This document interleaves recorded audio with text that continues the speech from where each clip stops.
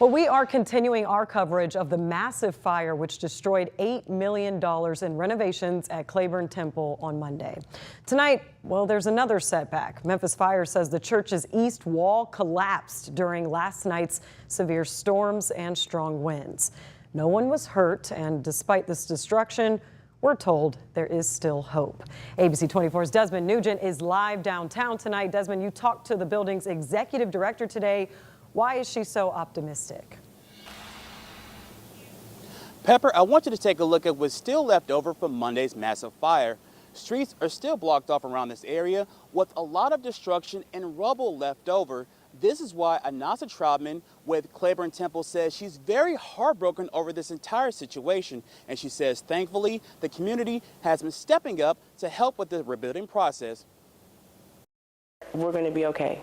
We're all going to be okay. The building's going to be okay. It's not going to look like we thought, but it's going to be gorgeous. Emotions are still running high for Clayborn Temple Executive Director Anasa Troutman since this week's devastating fire. Sometimes we have to take a break and cry for a few minutes, and then you just take a deep breath and get hydrated, and you just keep going. It's the only path forward, Troutman says, with the help from various donors, some spending $500,000 to $200,000. She says despite the $8 million lost in renovations, they have a grant to consider new design plans with the hope of reopening up the temple during the sanitation strike's 60th anniversary in 2028.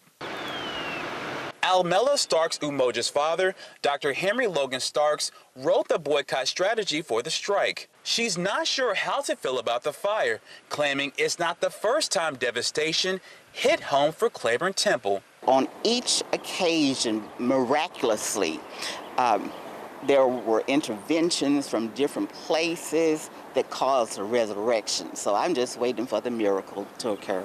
One piece of history that will remain is an organ that stood the test of time.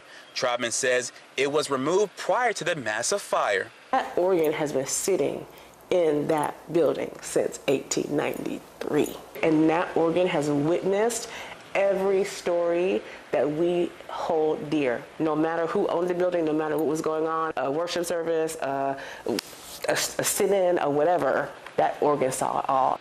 Troutman says thanks to the city of Memphis, they will begin stabilizing the building next week to preserve whatever they can. Live in downtown Memphis, I'm Desmond Nugent.